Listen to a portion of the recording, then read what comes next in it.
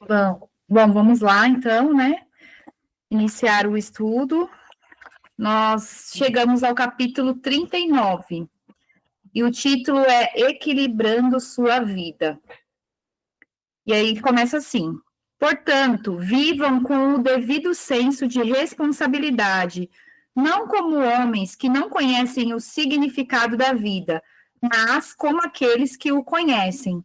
Efésios, capítulo 5, versículo 15.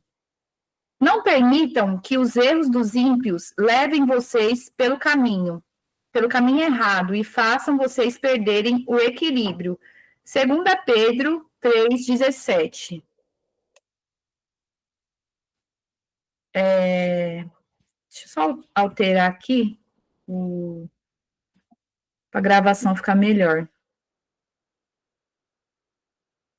Só um minutinho.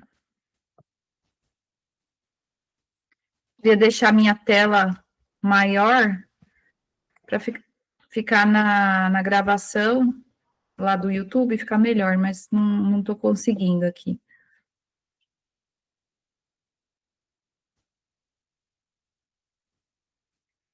Bom, vamos lá. Então, esse capítulo, né, ele vai falar sobre a questão do equilíbrio. E aí ele começa dizendo assim: bem-aventurados os equilibrados, pois subsistirão mais do que todos. Aí ele vai falar que existe uma competição nas Olimpíadas que é chamada de pentatlo. Vou mostrar aqui a imagem para vocês, para ficar mais fácil de entender. Essa competição, ela é composta de 5 modalidades de esportes. E aí, para ser campeão, a pessoa precisa ganhar as 5 modalidades.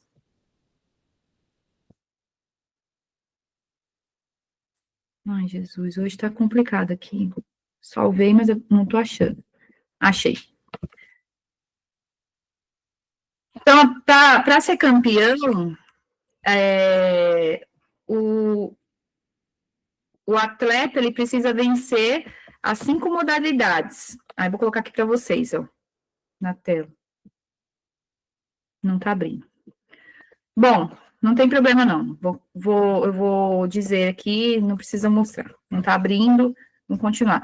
Então, quais são essas modalidades? É o tiro ao alvo, é o esgrima, que é aquele esporte lá que as pessoas usam uma máscara, assim, meio parecendo de ferro, assim, uma telinha, e usam uma espada bem fininha. Esse é a esgrima. A equitação, a corrida e a natação. E aí, o objetivo é vencer as 5, né? Não adianta vencer uma ou duas, porque aí a pessoa não é vencedor. Ela tem que vencer todas as 5. E aí, o autor ele vai dizer que a nossa vida, ela é como essa modalidade, né? Essa competição. Nós estamos finalizando já o livro, e nós aprendemos 5 propósitos, né? Que Deus nos criou para uma vida, e ela tem 5 propósitos principais.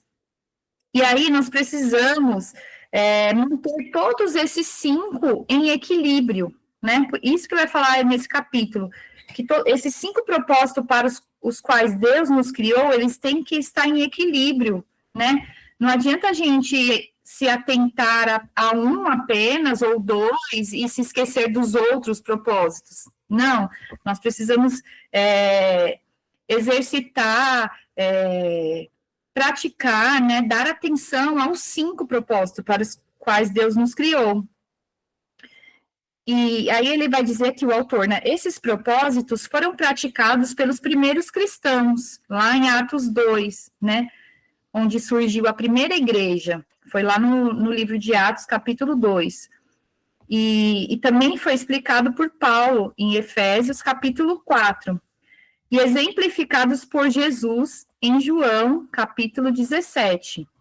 Mas estão resumidos no grande mandamento e na grande comissão de Jesus. Essas 2 declarações resumem todo este livro. os 5 propósitos de Deus para a sua vida, para a nossa vida. O primeiro propósito é que nós devemos amar a Deus de todo o nosso coração, né? Isso quer dizer que nós fomos planejados para o prazer de Deus, foi o que nós aprendemos, né? O meu propósito, o seu propósito é amar a Deus por meio da adoração, né? De uma vida de adoração. O segundo propósito é amar o próximo como a ti mesmo, que está até nos mandamentos, né? Primeiro, amar a Deus, segundo, amar o próximo. Aí diz aqui, ó, você foi formado para servir.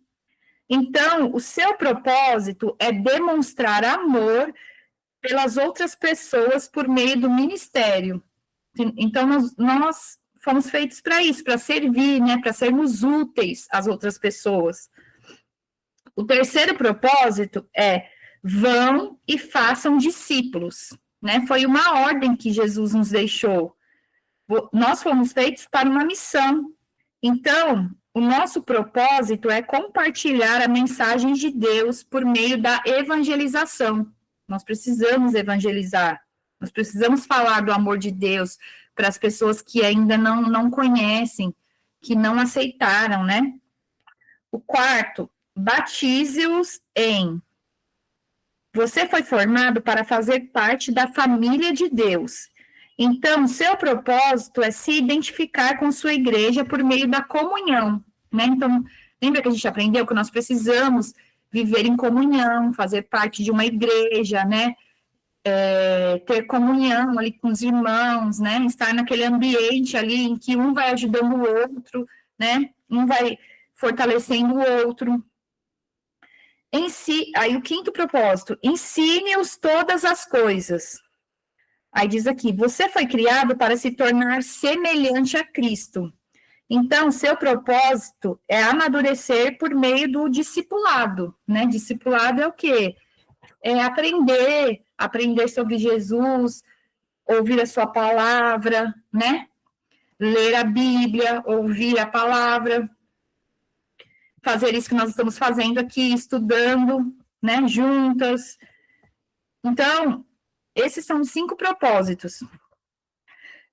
Aí vai dizer aqui, ó, um compromisso sério com um grande mandamento e a grande comissão fará de você um grande cristão. Então, se nós assumirmos um compromisso sério com todas essas coisas aqui que eu li, nós seremos um grande cristão, né? Nós vamos estar cumprindo o propósito que Deus nos deixou. Manter esses 5 propósitos em equilíbrio não é uma tarefa fácil. Não é uma coisa assim, nossa, é bem fácil, né? A gente vai ter desafios. Por quê? Porque todos nós temos a tendência de exagerar nos propósitos que faz com que a gente sinta mais à vontade, né? Com que a gente se sinta tenha maior paixão, e aí a gente tende a negligenciar ou deixar de fazer os outros, né? A gente vai fazer aquilo que a gente se identifica mais, que a gente se sente mais à vontade. Por exemplo, tem pessoas que se sentem mais confortáveis, que gostam mais de adorar, de ir para a igreja, por exemplo, ficar sentadinha lá no seu cantinho, é mais confortável. Ela não se sente à vontade de evangelizar, de compartilhar a mensagem do evangelho, né? E por isso que é um desafio, né? Não é fácil, nem todos conseguem se sentir bem fazendo os 5, mas nós precisamos aperfeiçoar, nós precisamos fazer. As igrejas fazem a mesma coisa, mas você pode manter a sua vida equilibrada e firme no caminho, juntando-se a um pequeno grupo para prestar contas uns aos outros, avaliando regularmente a sua saúde espiritual, registrando seu progresso em um diário pessoal e passando o que aprendeu para os outros. Essas 4 atividades são importantes para viver dirigido por um propósito. Se você prima por se manter no caminho certo, precisará desenvolver esses hábitos. E aí ele vai explorar um pouquinho mais cada um desses que eu falei, né?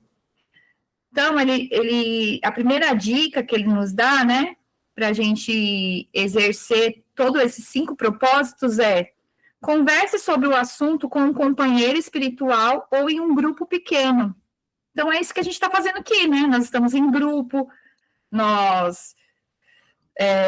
às vezes você tem uma pessoa que você sabe que é um servo de Deus, que é uma pessoa espiritual, então é importante compartilhar, né?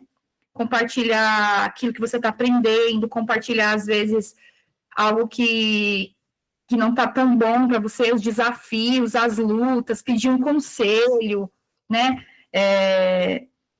A gente precisa de pessoas, né? E como diz aqui, como o ferro afia o ferro, da mesma maneira, as pessoas também podem ajudar umas às outras, né? Então, nós falamos várias vezes, ao longo da leitura aqui, desse livro, nós falamos várias vezes sobre isso, que nós precisamos de pessoas, que nós somos feitas para ter relacionamento com pessoas, né?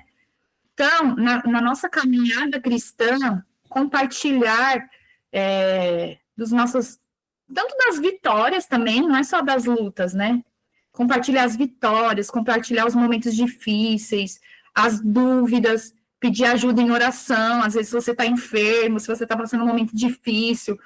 Então, é fundamental, né? Nós estarmos juntos de pessoas para manter esse equilíbrio. Abrir o coração com alguém de confiança permite com que a gente seja exortado, né? Com que a pessoa dê um conselho, às vezes puxa a nossa orelha, fala, não é assim, né? Você precisa mudar. Ou às vezes encorajar, né? Às vezes quando a gente está desanimado, quando a gente está querendo parar, ou às vezes dar uma direção, né? Você não sabe que direção tomar, e às vezes você compartilha aquilo com a pessoa, e a pessoa, Deus usa a pessoa e te dá uma direção, algo que você nem passou pela sua cabeça, né? Então, a comunhão, ela vai nos fortalecer, ela vai nos confrontar e manter os nossos pés no chão, né? Então, por exemplo, compartilhar, às vezes, com uma pessoa, como que tá a sua vida de oração? Sabe, eu tô tão fraca, eu não tô conseguindo orar, você pode me ajudar? Né, pedir para que Deus me ajude, me fortaleça, ou às vezes você está sobrecarregado com alguma situação, com algum problema, compartilhar, abrir o coração, né, então isso é muito importante.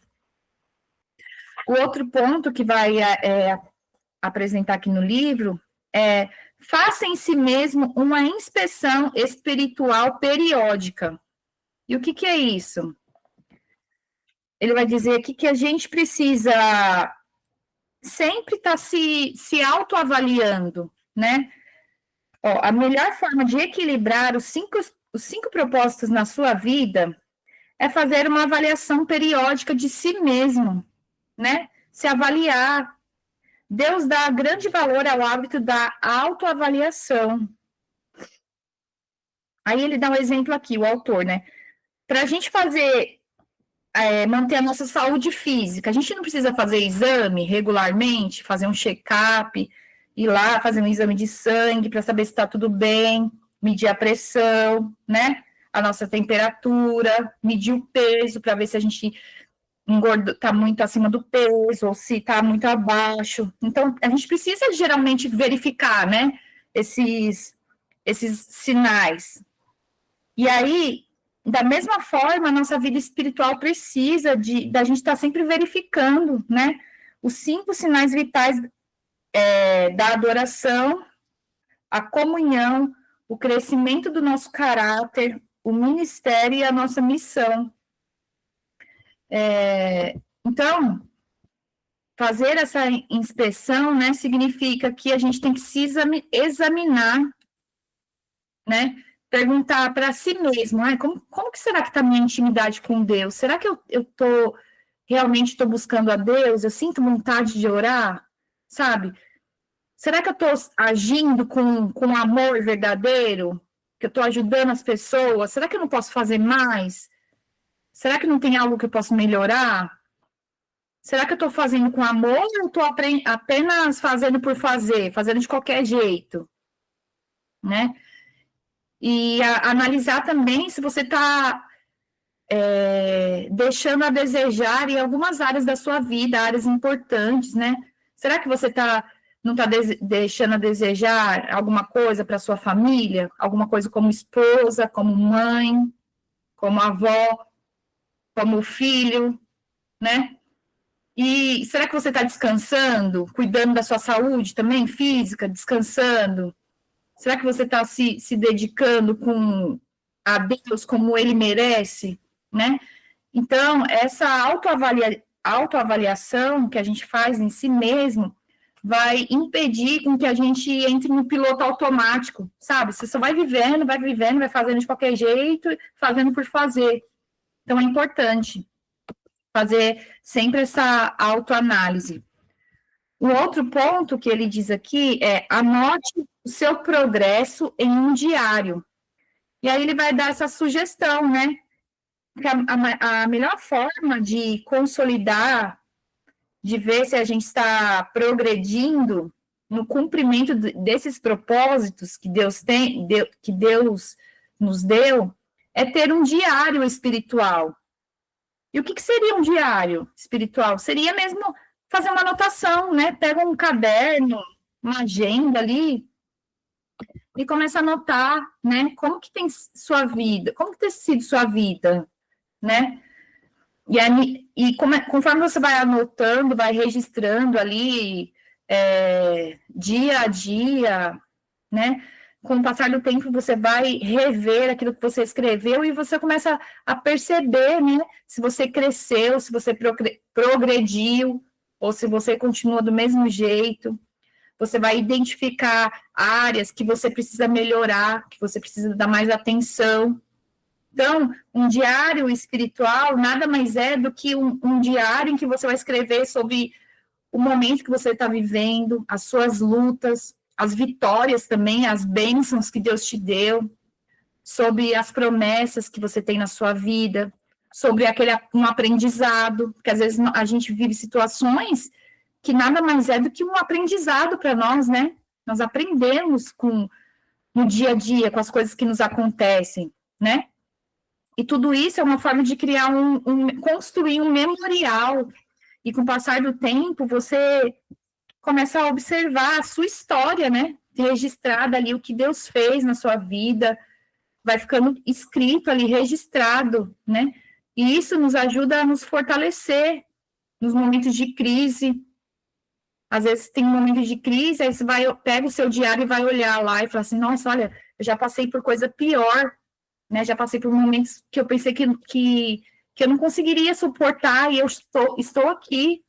Então, se eu venci, se Deus me ajudou, Ele também vai me ajudar agora, né? Então, tudo isso é uma forma da gente se sentir fortalecido e da gente ver o trabalhar de Deus.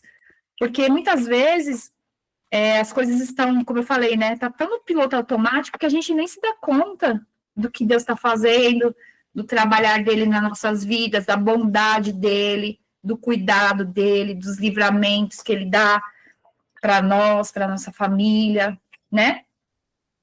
Então, escrever, registrar é muito importante para criar essa memória.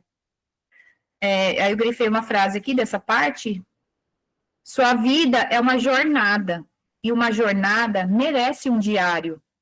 Espero que você escreva sobre as fases da sua jornada espiritual, ao ter uma vida dirigida por propósitos. Não anote apenas o que for agradável, tal qual fez Davi. Registre suas dúvidas, seus temores e suas lutas com Deus, né? As nossas maiores lições vêm do sofrimento. E a Bíblia diz que Deus mantém um registro de nossas lágrimas. Sempre que ocorrer um problema, lembre-se de que Deus os utiliza para cumprir todos os 5 propósitos para a sua vida. E lembra que a gente estudou, né, que os problemas, ele nos forçam a atentar para Deus, né, e a nos trazer para mais perto de Deus. E um outro ponto aqui, já estou caminhando para o final, transmita aos outros aquilo que você sabe, né? Aquilo que você aprende, aquilo que você tem aprendido, aquilo que você tem vivido, precisa ser compartilhado, né? As lições de vida, aquilo que você já venceu, que você superou, aquilo que você aprendeu, que você amadureceu na fé, né? Na vida cristã, precisa ser compartilhado para animar as pessoas, sabe? Para dar um ânimo, para dar força, para servir de exemplo, né? Então, o equilíbrio também está em não reter aquilo que Deus nos confiou, aquilo que Deus te confiou, né? Então, ensine, não perca a oportunidade de ensinar, de compartilhar as experiências que você viveu com quem está começando na fé, né? Que às vezes tem pessoas que estão ali ainda são engatinhando na fé, são, vamos dizer assim, crianças na fé. E nós que já avançamos, que já temos uma bagagem, precisamos ensinar as experiências, né? Para fortalecer aqueles que ainda estão no início da jornada. E aí, finalizando aqui, esse capítulo, ele diz assim: tudo se destina à glória de Deus. O motivo pelo qual transmitimos o que aprendemos é a glória de Deus e o crescimento do seu reino. Na noite anterior à crucificação, Jesus disse ao Pai: eu te glorifiquei na terra, completando a obra que me deste para fazer. Quando Jesus orou essas palavras, ainda não tinha morrido pelos nossos pecados. Então, que obra ele havia completado? Ele estava se referindo, né, não ao ato de morrer na cruz, mas foi o que ele disse aqui, ó. Ele os ajudou a conhecer, a amar a Deus, né? Foi o que Jesus fez. Ele ensinou a nós conhecermos e amarmos a Deus, isso que significa adorar. Ele ensinou a amar uns aos outros, que está relacionado à comunhão. Ele deu a palavra para que a gente amadurecesse, né? Ele nos ensinou, que é a questão do discipulado. Ele nos mostrou como servir, ele nos deu grande exemplo, né, de como é servir. Isso significa exercer um ministério, e ele nos enviou para levar o evangelho aos outros, ele nos deu essa missão, né, de levar o evangelho aos outros, que é a missão, a grande missão que nós temos. Então, Jesus, ele foi o exemplo perfeito de uma vida dirigida por propósitos. E ele também ensinou aos outros como vivê-la, né? Então, resumindo, é isso, né? A razão de nós mantermos uma vida equilibrada não é apenas para a gente ser perfeito, mas é para que Deus seja glorificado através da nossa vida. Amém? E aí ele vai finalizar aqui. É disso que se trata uma vida dirigida por propósitos. Independentemente da sua idade, o resto de sua vida pode ser a melhor parte dela. E você pode começar hoje a viver com propósitos. Aí, o tema para a gente refletir, né? Bem-aventurados sejam os equilibrados. Um versículo para memorizar. Portanto, vivam com o devido senso de responsabilidade, não como homens que não conhecem o significado da vida, mas como aqueles que o conhecem. Efésios, capítulo 5, versículo 15. E uma pergunta para meditar. Quais das 4 atividades vou iniciar para permanecer no caminho e equilibrar os 5 propósitos de Deus para a minha vida? Então,